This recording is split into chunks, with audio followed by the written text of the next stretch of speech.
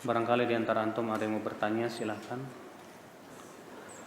Apakah salat tahiyat masjid hanya dilakukan di masjid jami saja yang diadakan salat Jumat? Tidak. Tahiyat masjid itu salat yang dilakukan di masjid, baik masjid jami maupun masjid yang bukan jami. Pokoknya masjid. Musola masuk masjid nggak Pak? Masjid. Langgar masuk masjid nggak? Masjid. Cuma salat jangan dilanggar. Ya.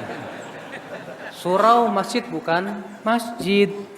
Pokoknya segala tempat yang memang dikhususkan itu sebagai sholat dan diadakan sholat berjamaah lima waktu, itu disebut dengan masjid. Maka disyariatkan kita untuk sholat tahiyat masjid. Kalau di Indonesia kan ada istilah masjid, musola, surau, gitu kan. Itu kan istilahnya orang Indonesia aja Pak sebetulnya. Kalau di Saudi Arabia nggak dikenal ada musola. Musola itu justru di zaman Rasulullah itu tanah lapang yang digunakan untuk sholat id, itu musola namanya.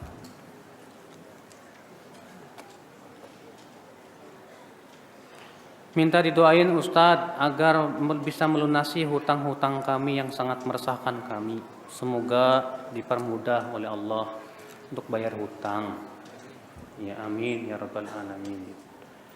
Tapi antum jangan sedih Pak, karena Rasulullah ketika meninggal dunia pun juga ninggalin hutang. Iya, baju besinya yang masih digadaikan kepada orang Yahudi. Ustadz, saya mempunyai istri yang saya tidak izinkan untuk bekerja di luar. Tetapi Ustadz, terkadang istri saya merasa malu ketika bertemu teman-temannya yang bekerja di luar. Dan juga malu terhadap keluarga saya Ustadz. Saya minta nasihatnya Ustadz. Bilang ke istri, kamu malu sama teman-teman kamu? Malulah. Kamu malu sama keluarga saya? Malu. Kamu malu gak sama Allah? Malu gak sama Allah? Sementara Allah yang memerintahkan kamu untuk banyak-banyak tinggal di rumah. Allah berfirman, waqarna fi buyutikunna, wahai para wanita, tinggallah kamu di rumah-rumah kamu. Masa kamu malu mengamalkan perintah Allah? Iya, jangan malu sayangku, cintaku. Iya. Biar orang mencemoohkan kamu asal Allah ridho kepada kamu, dan kamu ya Masya Allah, Alhamdulillah, terpelihara kesucian dirimu. Itu lebih baik buat kamu. Insya Allah untuk masalah uang, saya cukupi kamu insya Allah. Kamu gak usah khawatir kalau saya meninggal dunia bagaimana. Saya akan usahakan mudah-mudahan ada pekerjaan yang mudah-mudahan bisa kamu teruskan setelah saya meninggal dunia insya Allah. Tenangkan hati istri Pak. Yakinkan bahwa yang ia lakukan itu yang dicintai, yang paling diridhoi oleh Allah Subhanahu wa taala. Coba antum ajak dia berpikir, kalau kamu bekerja di luar, ini anak-anak kita siapa yang mendidik mah? Apakah kita akan rela anak-anak kita dididik sama pembantu? Jangan sampai. Bagaimana kalau anak kita berkata kepada kita, "Mah, kalau mama punya emas 2 kilo, mau gak dititipin ke pembantu?" Ya gak maulah, kenapa mah? Ya takut diambil. Oh berarti emas itu lebih berharga daripada saya ya Ma ya. Kok saya dititipin ke pembantu? Ya, mikir dong mah, mikir.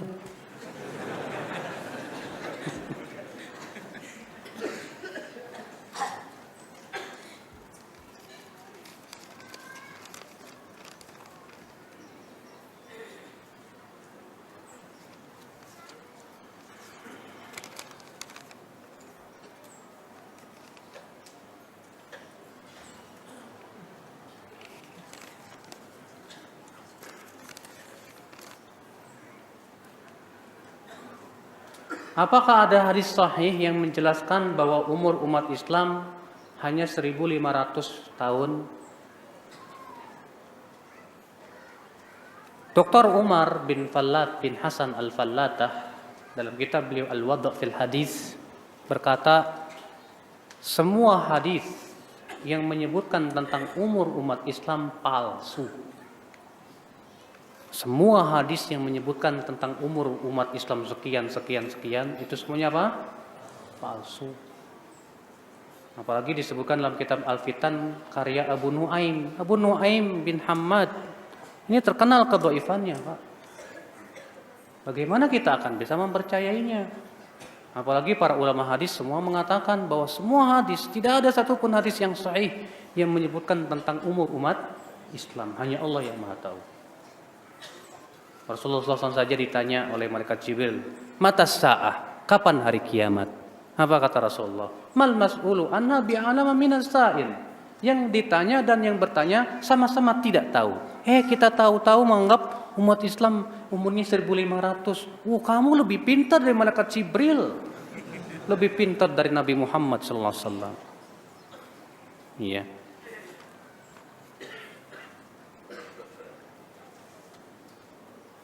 Banyak orang yang melakukan dosa besar seperti durhaka kepada orang tua, riba, dan lain-lain. Ketika hidupnya Allah berikan kesulitan atau siksaan. Apakah orang tersebut masuk pada poin yang kedua? Mudah-mudahan. Dengan siksaannya tersebut Allah gugurkan dosa-dosa. Dengan cobaan-cobaan tersebut Allah gugurkan dosa-dosa. Mudah-mudahan. Ya, tapi kita tidak bisa memastikan bahwa dia bakalan begini dan begitu. Hanya Allah yang Maha tahu. Kita hanya berharap dan mendoakan mudah-mudahan demikian.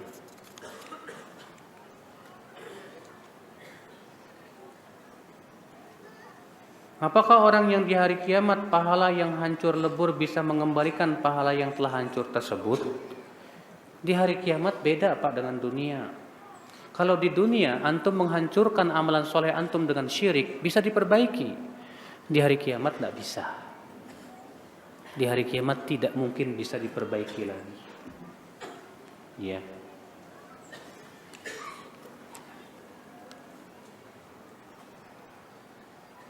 Apakah orang yang kehilangan harta termasuk orang yang dipercepat siksanya? Masuk, karena itu ujian. Iya. Ketika antum hilang harta, sakit nggak hati antum? Sakit, dan setiap rasa sakit hati pun juga menggugurkan dosa. Kehilangan harta, kehilangan anak, dan yang lainnya. Kan itu ujian. Allah mengatakan apa? وَلَنَبْلُوَنَّكُمْ بِشَيْءٍ مِنَ الْخَوْفِ وَالْجُوعِ وَنَقْصٍ مِنَ الْأَمْوَالِ وَالْأَنْفُسِ وَالثَّمَرَاتِ وَبَشِّرِ الصَّابِرِينَ. Sungguh kami akan uji kalian dengan apa? Dengan sedikit rasa takut, rasa lapar, kekurangan harta, jiwa, dan buah-buahan. Itu ujian semuanya. Kehilangan harta berarti masuknya pada apa? Kekurangan harta itu.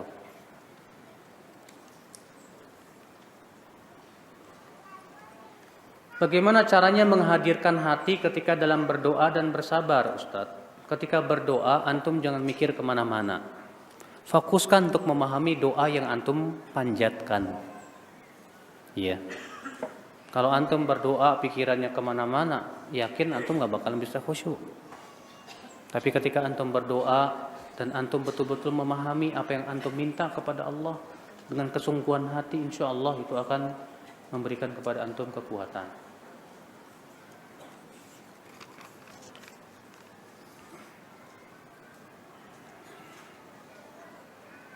Assalamualaikum Ustaz. Waalaikumsalam warahmatullahi wabarakatuh. Ana seorang pedagang yang kebetulan sekarang lagi diuji sama Allah. Bukan kebetulan Mas, memang sedang diuji. Dengan jualan lagi sepi terus Ustaz. Dan alhamdulillah ana ngerti dan sabar. Tapi istri gak sabar Ustaz. Mengeluh melulu. Kadang cekcok sering terjadi. Ana sudah jelaskan apa yang seperti Ustaz jelaskan. Bagaimana Ustaz? Iya, berarti antum diuji juga dengan istri. Bilang ke istri, ya terserah kamu mah. Kalau kamu gak sabar, ya saya pulangkan kamu ke rumah bapak kamu. Bagaimana lagi, saya sudah berusaha mah. Ini kemampuan saya, yang mengatur rezeki bukan saya. Allah. Saya bukannya pemalas, tidak. Ya, saya sudah berusaha buka toko. Saya juga berusaha untuk mengiklankan ke orang-orang dan yang lainnya. Ternyata sepi terus, gimana dong? Ternyata si istrinya berpikir, tapi kamu harusnya mikir dong gimana supaya rame caranya. Nanya ke orang, bagaimana? Nah, mungkin kalau si istri maksudnya marah di situ memberikan apa? Masukan-masukan yang bagus. Mungkin selama ini kita ini sepinya karena kurangnya kita aktif dalam menjajakan ya barang dagangan kita. Ya kita hanya sebatas nunggu aja di toko. Tapi kalau kita istri misalnya yang keselnya karena antum sebagai seorang suami malas untuk menjajakan, coba dong kamu hadir tuh ke sana, ke sini, jajakan itu. Mudah-mudahan hal itu bisa memperbaiki. Terima baik-baik. Barangkali itu usulan yang baik dari istri, insya Allah. Iya. Tapi kalau memang antum sudah berusaha dan giat mencari dan ternyata istrinya tidak ridho dengan takdir Allah, silahkan antum berikan pilihan ke dia. Ya, saya sudah berusaha mah. Kalau kamu memang tidak ridho dengan rezeki saya, ya silahkan saya akan pulangkan kamu ke orang tua kamu. Seperti dahulu Rasulullah SAW ketika para istrinya minta tambahan apa? Nafkah.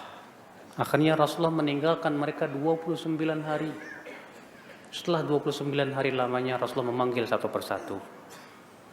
Ya, in kuntunna turidnal hayatad dunya wa zinata fata'alaina umatti'kunna wa usarrihkunna sarahan jamila. Hai istri-istriku, kalau kamu memang mengharapkan dunia saja dariku yang aku tidak mampu untuk memberikannya kepada kamu, maka aku akan berikan kesenangan dan aku akan ceraikan kamu baik-baik. Tapi kalau kamu menginginkan kehidupan Allah dan kehidupan akhirat dan untuk bisa hidup bersamaku, ya, saling membantu dalam bertakwa kepada Allah, silakan. Ahlan wa sahlan, welcome. Ya. Nah itu sampaikan kepada istri demikian. Tapi ingat ya, antum sebagai seorang suami pun juga jangan otoriter. Barangkali istri itu ngambek sama antum karena kamunya yang kurang giat. Coba dengarkan apa keluhan istri. Barangkali istri ada masukan-masukan yang bermanfaat ya dalam usaha kamu.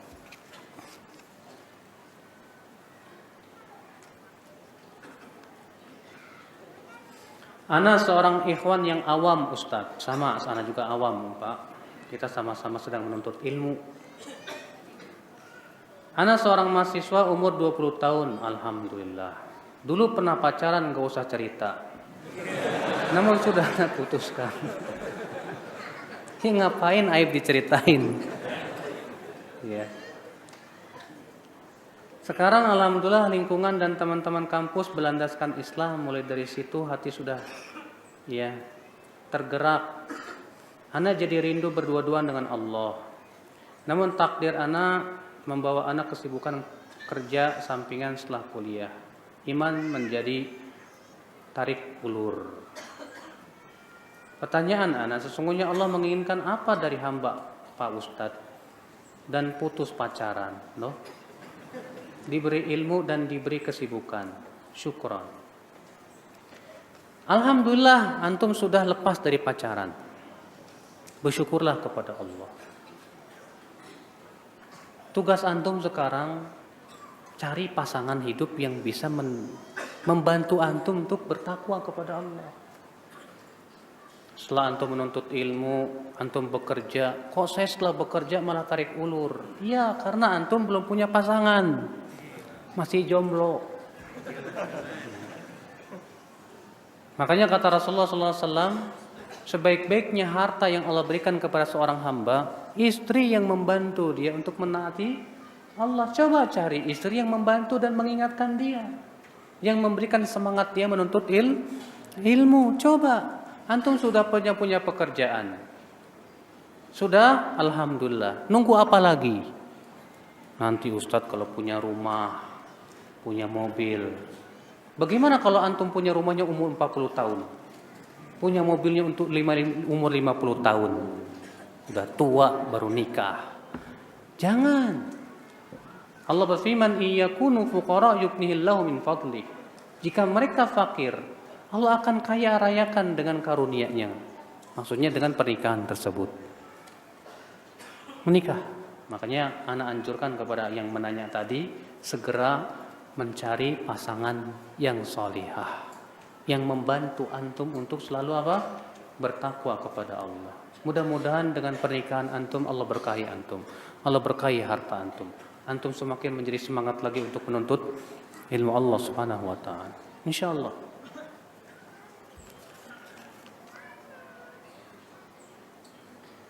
Bagaimana membedakan rasa ujub atau bangga karena melakukan kebaikan dengan bersyukur karena diberikan kemudahan untuk berbuat kebaikan? Kalau kita diberikan kebaikan, kemudian kita bersyukur kepada Allah, itu namanya syukur. Tapi kalau kita melakukan kebaikan, lalu kita merasa diri kita lebih baik, itu namanya ujub. Beda, Pak. Ya, sangat jauh berbeda antara ini dan itu.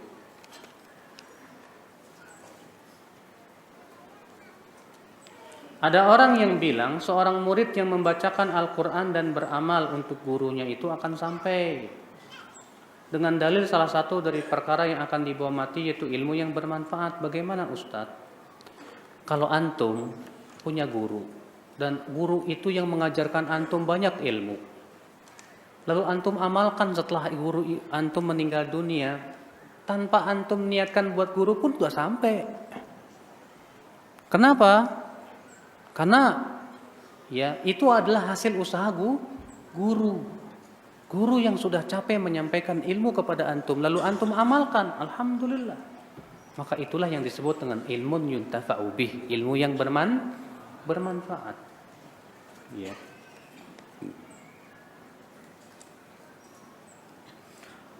Apa bedanya musibah dengan adab? Musibah itu menimpa ya semua orang. Adab disebut adab kalau itu sebagai pembalasan perbuatan keburukan seorang hamba. Maka itu disebut dengan apa? Adab. Ya. Makanya untuk orang yang beriman, kalau dia beramal soleh lalu ia terkena musibah, itu bukan adab, tapi ujian, pelebur dosa buat dia. Tapi kalau orang ini banyak berbuat maksiat, terkena musibah, bisa jadi adab buat dia. Iya. Jadi adab itu lebih identik dengan maksiat, Pak. Sedangkan musibah itu tidak identik dengan maksiat. Terkadang menimpa orang beriman, bahkan juga musibah menimpa orang-orang yang tidak beriman. Apakah boleh mengingatkan tetangga-tetangga kita dari orang yang suka menyebar fitnah dengan lisannya, Ustadz? Karena dengan lisannya banyak masalah yang terjadi di lingkungan. Kalau memang kita tahu bahwa orang ini lisannya itu selalu bikin masalah, memfitnah dan yang lain, boleh. Makanya Imam Nawawi ketika membahas tentang masalah ghibah, beliau mengatakan dikecualikan dari ghibah 6 perkara yang boleh. Ghibah yang boleh itu apa? Di antaranya wa muhadzir, dan orang yang mengingatkan bahaya orang lain. Boleh kalau memang itu untuk kemaslahatan. Kita bilang ke tetangga, maaf Pak, itu orang tukang fitnah, begini, supaya antum berhati-hati aja. Silakan, boleh. Kalau memang itu dianggap maslahatnya besar.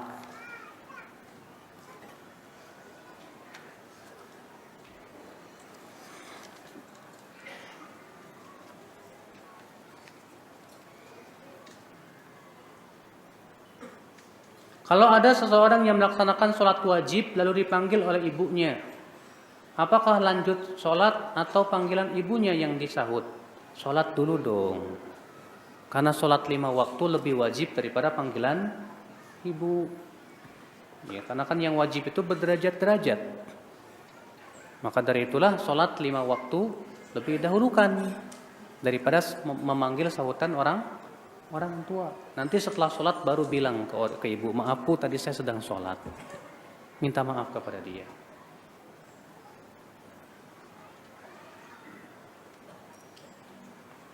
Semisal ada seorang pegawai yang bekerja di suatu perusahaan tertentu, dia kedatangan seorang konsumen.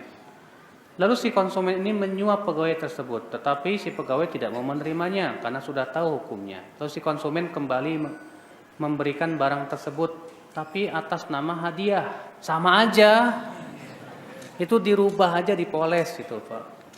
Tetap jangan diterima, itu namanya hadayal ummal.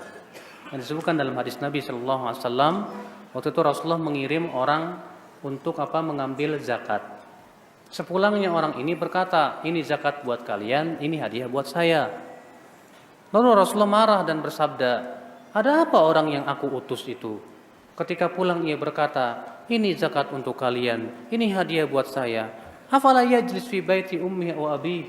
Kenapa dia tidak duduk saja di rumah ayah atau ibunya untuk menunggu ada yang dapat ngasih hadiah atau enggak? Hatinya Pak, ini namanya hadayal umal, enggak boleh. Walaupun itu namanya hadiah tetap tidak boleh. Iya. Uang pelicin namanya Pak. Iya.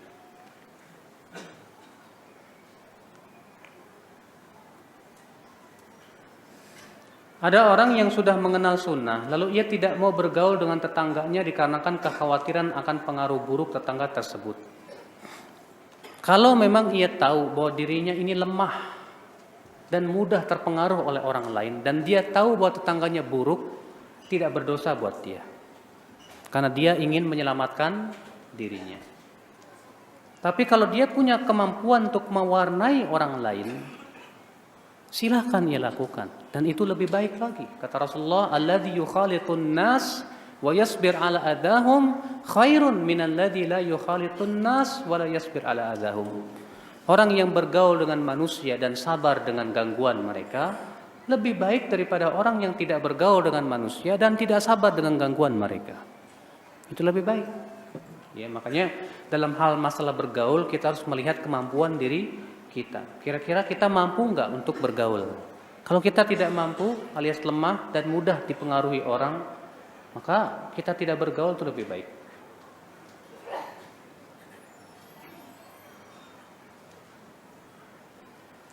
Bagaimana kita menghilangkan rasa ujub ketika melihat teman kita berbuat salah? Segera kita ingat, barangkali kesalahan saya lebih besar dari dia. Dia berbuat salah, kemarin saya banyak berbuat salah. Mungkin dia setelah ini taubat pada Allah, sementara saya malah ujub. Ya, kalau kita berpikir seperti itu, insya Allah kita tidak akan terkena ujub.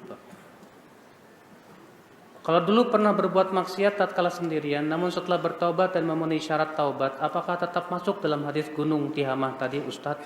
Masuk kalau memang antum ternyata ketika sendirian masih berbuat juga gitu. Tapi kalau memang antum taubatnya taubat nasuh dan antum tinggalkan sama sekali, maka tidak akan masuk. Ya. Hadis tersebut insya Allah selama antum istiqomah sampai akhir hayat.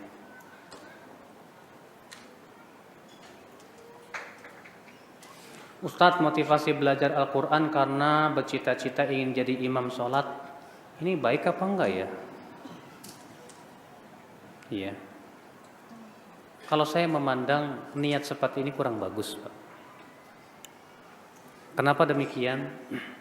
Karena yang pertama, kalau kita bercita-cita ngafalin Quran supaya jadi imam sholat, itu rata-rata karena pengen masyhur.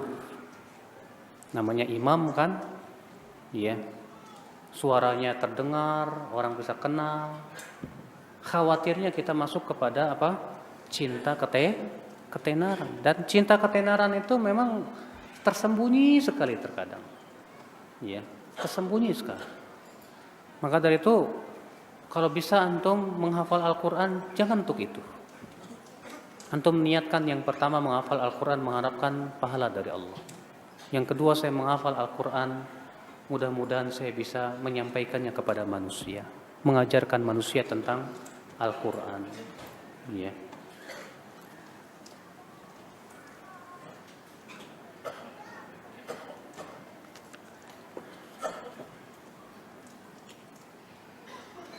Bolehkah kita mengikuti ruqyah berjamaah? Yang saya ketahui dari fatwa para ulama, Tidak ada syariat ruqyah berjamaah. Ya, syariat ruqyah berjamaah saya belum mendapatkan contohnya dari salafus saleh. Demikian pula saya belum mendapatkan fatwa-fatwa para ulama tentang masalah tersebut. Ya. Maka yang lebih bagusnya kita tidak ikuti. Karena segala sesuatu butuh kepada dalil. Apalagi ini masalah ibadah. Ya. Ustaz, saya pernah melakukan dosa yang amat besar. Alhamdulillah sudah bertaubat sekarang. Setelah bertaubat, masalah demi masalah datang silih berganti. Apa ini akibat dosa ya Ustaz di masa lalu? Bisa jadi. Allah ingin hapus dosa antum bersih. Karena masalah-masalah dan ujian itu hakikatnya apa? Menggugurkan dosa. Iya. Allah berfirman juga, ma asaba min musibatin fabima kasabat aydikum wa ya'fu an katsir. Tidak ada satupun musibah yang menimpa kamu kecuali akibat daripada dosa-dosa kamu, dan Allah memaafkan banyak manusia. Ya, itu bisa jadi akibat daripada dosa-dosa, dan Allah ingin bersihkan antum dari dosa itu, tapi dengan cara diberikan apa? Musibah demi musibah. Seperti halnya manusia, kalangan jin ada yang beriman dan yang kafir. Nanti di akhirat apakah jin pun ada yang masuk surga? Iya. Bukankah Allah ketika menyebutkan tentang bidadari surga, Allah mengatakan apa? Lam yatmithunna insun qablahum wala jan. Bidadari-bidadari itu tidak pernah disentuh sebelumnya oleh manusia maupun jin.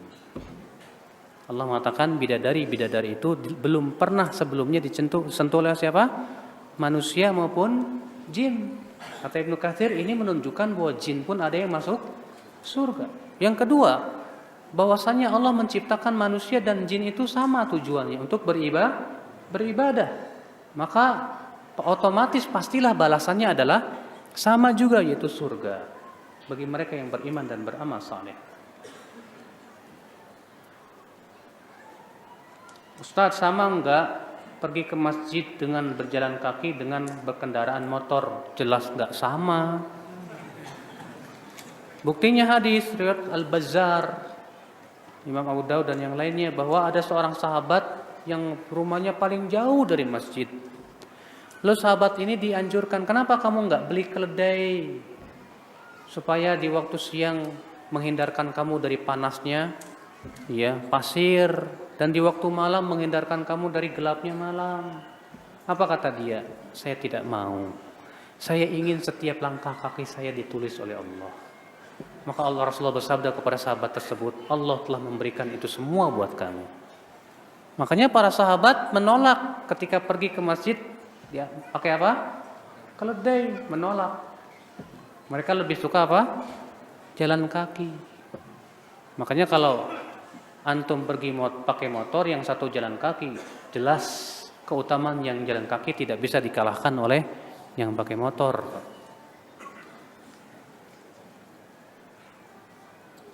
Saya punya istri sifatnya pemalas, Ustaz, dan suka mengulang-ulang suatu perbuatan yang tidak saya sukai, Ustaz. Itulah Pak, suami itu yang baik bukan hanya yang tidak pernah menyakiti istrinya, tapi suami yang baik itu yang sabar menghadapi apa? Kekurangan yang ada pada istrinya. Kata Rasulullah, la yakrahu mu'minun mu'minah, janganlah seorang suami membenci istrinya. Fa in kariha minha khuluqan radhiya minha akhar. Kalau dia tidak suka pada satu akhlak, dia masih suka akhlak yang lain. Antum jangan fokuskan kepada kekurangan dia. Sebab kalau antum mefokuskan mikirin kekurangan dia, saya yakin antum akan tergoda setan. Kalau antum tidak suka, ini saya istri saya kekurangannya pemalas, yang kedua suka mengulangi apa yang saya tidak sukai. Baik, jangan fokuskan, pikirkan itu. Ada nggak sifat istri antum yang antum sukai? Tapi saya sukai kalau dia itu masaknya enak. Saya suka dia itu masya Allah cantik. Saya suka orangnya begini. Fokuskan yang antum sukai itu. Supaya apa? Yang antum tidak suka itu menjadi remeh di mata antum. Yang kedua, antum berusaha menegur dia terkadang dengan apa? Suri tauladan antum. Dengan kelemah lembutan antum. Dan terkadang Pak, istri itu mesti dirayu sekali-kali. Makanya kan Imam Al-Qurtubi, ya, Imam Al-Baghawi dalam kitab Syarhus Sunnah ketika membawakan hadis wanita tercipta dari tulang rusuk, Imam Al-Baghawi membawakan bab mudaratun nisa, bab merayu wanita. Ya, lalu dibawakan hadis tersebut. Kata Rasulullah, istausu bin nisa'i khaira fa innahunna khuliqna min dhila. Berbuat baiklah kepada wanita karena wanita itu tercipta dari tulang bengkok, dan yang paling bengkok itu yang paling atas. Kalau kamu paksa untuk lurus, patah. Kalau kamu biarkan ya tetap bengkok, kata Rasulullah. Caranya bagaimana? Istausu bin nisa'i khaira. Berbuat baik kepada mereka. Iya. Ini antum diuji berarti oleh istri yang seperti itu. Ujian buat antum. Sabar enggak menghadapi istri seperti itu? Iya. Bagaimana hukumnya bercadar? Kalau saya lebih condong kepada pendapat yang mengatakan sunnah saja. Bahwa cadar itu hukumnya tidak wajib. Namun bukan berarti tidak wajib itu tidak dilakukan, Pak. Yang namanya sunnah itu untuk apa? Dilakukan. Iya. Saat ini orang tua saya benci banget kalau melihat istri saya bercadar dan tidak mau bertemu saya dan istri saya. Dia hanya ingin bertemu jika istri saya sudah tidak bercadar. Ya udah, kalau bertemu suruh buka cadarnya. Nanti pas pulang ke rumah pakai lagi cadarnya. Selesai kan? Iya, bisa diakalin begitu, bisa.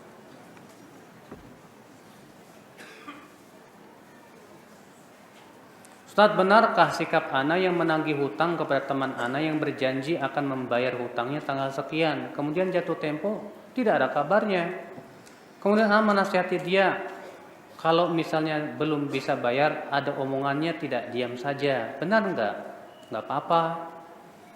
Ya, antum hanya mengingatkan saja, kalau memang kamu enggak bisa bayar, tolonglah setidaknya ada omongan ke saya.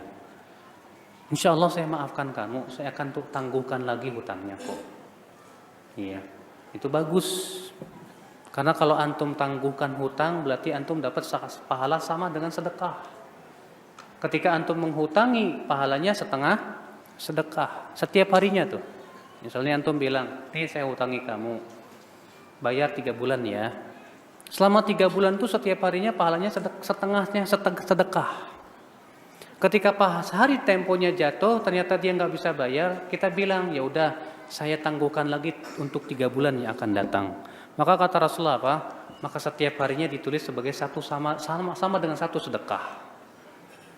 Setelah 3 bulan jatuh tempo, ternyata apa? Antum menangguhkan lagi sampai 3 bulan yang akan datang. Kata Rasulullah, maka setiap harinya ditulis dengan 2 kali sedekah. Terus demikian. Masya Allah. Ya.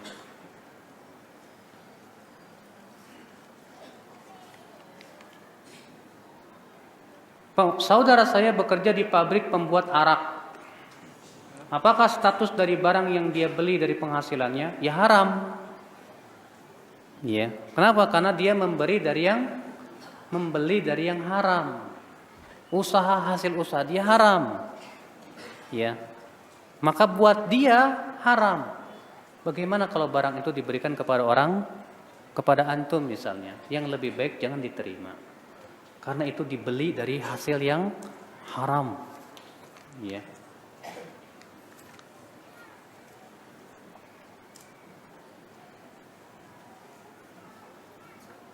Sampai sebatas mana kita harus bersabar terhadap keputusan, kebijakan, dan perubahan peraturan pemerintah yang belakangan makin mempersempit ruang gerak umat Islam? Emang antum mau memberontak? Kalau antum gak sabar, antum mau ngapain? Coba saya mau tanya. Kalau antum gak sabar, antum mau ngapain? Masih mending Pak, antum pemimpinnya bukan Hajjaj bin Yusuf. Hajjaj bin Yusuf itu 120.000 kaum muslimin dibunuh pelan-pelan. Bunuh pelan-pelan tahu kan? Dicungkil matanya, dipotong hidungnya, dipotong telinganya, dipotong tangannya, pelan-pelan mati sampai. Itu yang sudah dibunuh oleh Hajjaj bin Yusuf jumlahnya 120.000 orang. Masih mending loh mas, pemimpin kita nggak begitu. Walaupun sekarang kita melihat selalu seakan-akan apa, tapi kalau kita sabar insya Allah. Antum tahu zaman Imam Ahmad bin Hanbal, Ahlus Sunnah dipersempit ruang geraknya. Di zaman Imam Ahmad bin Hanbal, bahkan seluruh ulama dipaksa mengatakan Al-Quran makhluk. Bahkan banyak ulama disiksa, banyak ulama dibunuh. Di zaman siapa itu? Khalifah Ma'mun, Khalifah Mu'tasim Billah, dan Khalifah Al-Wathiq Billah. Kemudian Imam Ahmad sabar. 2 tahun beliau disiksa. Setelah selesai penyiksaan di zaman Khalifah Al-Wathiq, dilepaskan Imam Ahmad. Ketika Imam Ahmad telah sampai ke rumahnya, datang para fuqaha Baghdad. Kemudian mereka berkata, "Hai Aba Abdillah, ini urusannya sudah terlalu berat. Ayo kita memberontak Aba Abdillah." Apa kata Imam Ahmad? Ad-dima, ad-dima. Kamu harus jaga darah kaum muslimin, jangan sampai tercucur. Jangan. Akhirnya terjadi dialog sengit antara Imam Ahmad dengan para fuqaha. Imam Ahmad membawakan hujah-hujah, dalil yang sangat banyak. Akhirnya kemudian mereka pun mengikuti perintah Imam Ahmad sabar. Ternyata apa? Dari kesabaran itu ada hasilnya enggak? Ada. Tak lama kemudian Al-Wathiq Billah meninggal dunia, diganti oleh Al-Mutawakkil 'ala Allah. Di zaman Al-Mutawakkil sunnah dibela, dan orang-orang Mu'tazilah dikejar, dimasukkan penjara. Antum kira sabar itu tidak memberikan apa? Tidak akan memberikan faidah. Sabar itu akan memberikan faidah. Kalau antum berkata, sampai kapan kita sabar Ustaz? Sampai kapan kita sabar Ustaz? Rasulullah SAW bersabda, "Inna satakunu atharah." Nanti akan ada pemimpin-pemimpin al-atharah yang lebih mementingkan dirinya daripada rakyatnya. Kata Rasulullah apa? Fasbiru, sabarlah kalian. Kalau ada orang bertanya, sampai kapan kita bersabar? Rasulullah menjawab, fasbiru hatta talqauni ala haud. Sampai kalian berjumpa denganku di telaga haud. Sabar Pak, sampai kita berjumpa di telaga haud dengan Rasulullah SAW. Dan disitulah kemenangan yang agung. Dan antum kira kesabaran kita tidak akan dinilai oleh Allah? Dinilai insya Allah. Mungkin dengan kita sabar, bertakwa dan terus istiqomah di atas sunnah, walaupun pemerintah misalnya kebijakan-kebijakannya seakan-akan terus, tapi ingat, sabarnya kita bukan berarti kita tidak bereaksi, tapi tetap kita bereaksi sesuai dengan prosedur, tidak menimbulkan mudarat yang lebih besar. Kalau kita sudah berusaha ternyata kita tidak punya kemampuan, ya sabar. Insya Allah mudah-mudahan dengan kesabaran itu Allah gantikan dengan yang lebih baik. Tapi kalau kita nggak sabar, kemudian memberontak, darah kaum muslimin yang tercucur, Islam yang jadi korban. Ya enggak? Iya. Al-Hasan Al-Basri, waktu hidupnya beliau termasuk buronannya Hajjaj bin Yusuf. Karena tuduhan bahwa beliau termasuk orang yang membantu pemberontakan, padahal Al-Hasan Al-Basri justru orang yang menasihati pemberontak. Suatu ketika Al-Hasan Al-Basri mendengar orang yang berdoa begini, Allahumma alaika bihajjaj, ya Allah binasakan si Hajjaj. Apa kata Al-Hasan Al-Basri? La taf'al, jangan lakukan itu. Kata orang ini, ya Hasan, kamu tidak tahu bagaimana kejamnya si Hajjaj. Kata Al-Hasan Al-Basri, jangan lakukan. Sebab kalau Allah kabulkan doa kamu, ternyata Allah gantikan dengan babi dan kera. Artinya kamu tahu dari mana penggantinya bakal lebih baik. Kamu bisa menjamin penggantinya lebih baik? Bisa saja penggantinya lebih bengis dan kejam dari itu. Tapi barangkali dengan kesabaran kita, Allah ingin lihat sampai mana. Terkadang Pak, ketika kita beriman dan bertakwa, ada aja ujian. Kita sekarang sedang diuji nih. Sejauh mana berpegang kepada sunnah Rasul Sallallahu Alaihi Wasallam. Nah, dengan kesabaran dan ujian-ujian, Allah tahu ternyata kita memang jujur dalam keimanan. Mungkin tak lama Allah gantikan dengan yang lebih baik. Mungkin tidak. Ya, akibat daripada kesabaran kita. Allahu ala kulli syai'in qadir. Allah Maha berkuasa atas segala sesuatu. Absyir insyaallah. Kalau kita bersabar ya dan terus bertakwa kepada Allah, Allah berfirman apa? Wa in tasbiru wa tattaqu la yadurrukum kaiduhum syai'a. Ini, pegang kuat-kuat ayat ini. Jika kamu terus bersabar dan terus bertakwa, maka tipu daya mereka tidak akan berbahaya untuk kamu sedikit pun juga. Syaratnya dua, terus bersabar dan terus bertakwa. Ini terkadang hanya karena takut dituduh teroris aja langsung cukur jenggot. Ya, iya, ini namanya peyem, Pak, peyem, tau peyem. Iya, imannya lembek, nggak sabar. Hanya karena takut disebut teroris, hanya karena takut antum disebut apa? Wahabi. Akhirnya antum goyang, takut. Ini namanya tidak sabar. Nggak, biarin. Ya, mereka menuduh kita teroris kayak apa kayak kita kan nggak melakukan perbuatan terorisme. Yang penting kita terus bersabar, bertakwa, yakinlah segala macam tipu daya mereka tidak akan berbahaya buat kita. Selama kita bersabar dan terus bertakwa. Ini janji dari siapa? Hah? Janji dari siapa? Antum percaya nggak dengan janji Allah? Kalau antum percaya, kenapa antum harus takut? Iya, bukan kalau Allah berfirman innallaha ma'as sabirin. Allah bersama orang-orang yang sabar. Lalu kenapa antum membaca ayat itu lalu antum berkata, sebatas apa kita bersabar? Seakan antum tidak percaya bahwa kesabaran itu akan mendatangkan kemenangan. Wallahi, kesabaran mendatangkan kemenangan. Allahu a'lam.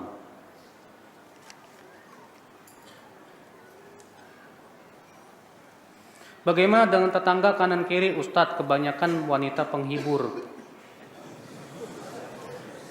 Apakah kita tersenyum kepada mereka tetap? Jangan Pak, jangan tersenyum sama mereka, bahaya. Nanti malah diajak nanti malam sama dia. Tapi dakwahi bisa dengan cara mendakwahi mereka ya melalui istri antum ataupun yang lainnya, kasih buku-buku yang bermanfaat supaya mereka taubat. Ya, bagaimana kita berpikir? Tapi kalau antum khawatir ini buat pendidikan anak, kiri kanan pelacur semua, mendingan antum hijrah. Antum mencari tempat lain yang lebih ya minim mudorotnya. Karena ini berhubungan masalah apa? Pendidikan anak-anak antum nantinya, takut khawatir terpengaruh oleh mereka itu. Iya.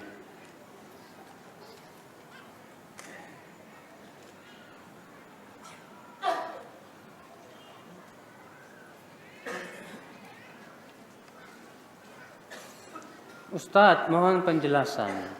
Amalan, aduh tulisannya agak susah nih. Ada dokter nggak di sini? Amalan.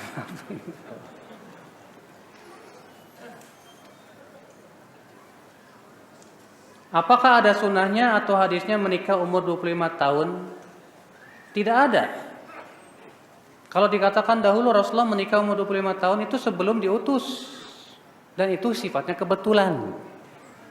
Jadi tidak bisa dijadikan Yang dalil itu perintah Rasul. Rasul bersabda apa? Ya ma'syarasy syabab man istata'a minkumul ba'ah falyatazawwaj.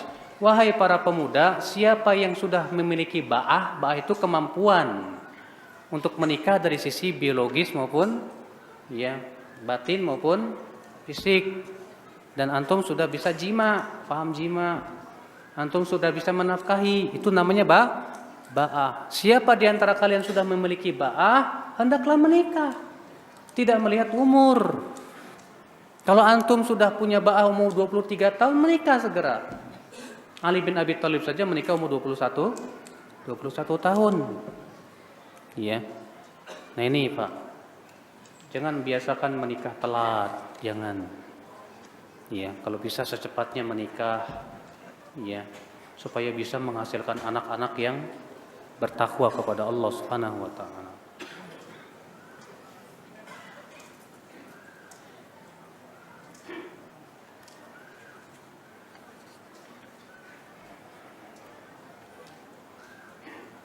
Bagaimana cara berlemah lembut terhadap orang lain tanpa menjatuhkan harga diri saya?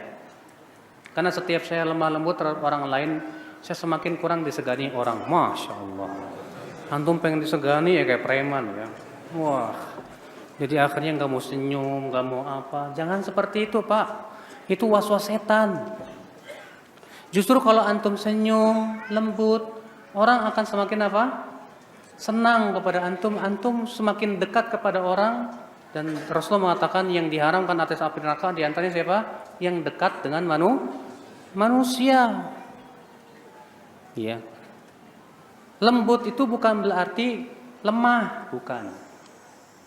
Lembut tetap tegas boleh. Lembut dalam ucapan. Gimana kabarnya? Sehat. Selalu senyum di hadapan manusia. Ya. Adapun antum merasa ingin orang menghormati antum, antum berarti memang gila kehormatan antum. Dan orang yang gila kehormatan ini bahaya, Pak. Ucapan antum ingin disegani manusia saja, itu tanda bahwa antum memang ingin dihormati orang manusia. Jangan sekali-kali menjadi orang yang gila kehormatan. Ya. Kalau kita tersenyum kemudian dia tersenyum kepada kita, bagus, bukan berarti dia tidak menghormati kita. Maunya antum penghormatan itu seperti apa sih? Orang takut sama saya, segan sama saya, segan nggak mau negor, mau bicara aja segan. Masya Allah. Antum bangga seperti itu. Berarti antum jauh dari manusia. Berarti antum tidak masuk dari orang-orang yang diharamkan atas api neraka. Rasulullah bercanda nggak dengan para sahabatnya? Bercanda. Rasulullah SAW tersenyum dengan para sahabatnya. Bahkan Rasulullah terkadang terkekeh-kekeh ketika berbicara dengan mereka. Bahkan ada sahabat yang selalu mencandai Rasulullah sampai-sampai Rasulullah tertawa terkekeh-kekeh. Tapi sahabat ini suka minum arak. Ya. Kemudian orang ini ketahuan minum arak, dicambuk. Setelah dicambuk, dicandai lagi Rasulullah. Rasulullah ketawa. Minum arak lagi, dicambuk lagi. Saking seringnya ada seorang sahabat marah dan berkata, semoga Allah melaknat kamu. Apa kata Rasulullah? La tal'anu. Jangan dilaknat. Dia masih mencintai Allah dan Rasulnya. Demikian ya akhal Islam, azakumullah. Rasulullah SAW ya menjaga kewibawaan bukan dengan seperti tadi, ya nggak mau lemah lembut, nggak mau senyum, bukan. Contoh dong Rasulullah. Rasulullah senyum, Rasul dekat dengan manusia, tapi para sahabat pun juga segan kepada Rasulullah. Karena kelembutannya, kasih sayangnya. Justru orang tuh semakin lembut, semakin kasih sayang, semakin memperlihatkan akhlakul karimah, orang semakin segan sama antum, Pak. Ya. Allahu a'lam, mudah-mudahan apa yang saya sampaikan bermanfaat. Mohon maaf tidak sampai zuhur karena saya segera pulang. Ada kegiatan lain. Ini saja. Subhanakallah bihamdik. Asyhadu an la ilaha illa anta astaghfiruka wa atubu ilaik. Wassalamualaikum warahmatullahi wabarakatuh.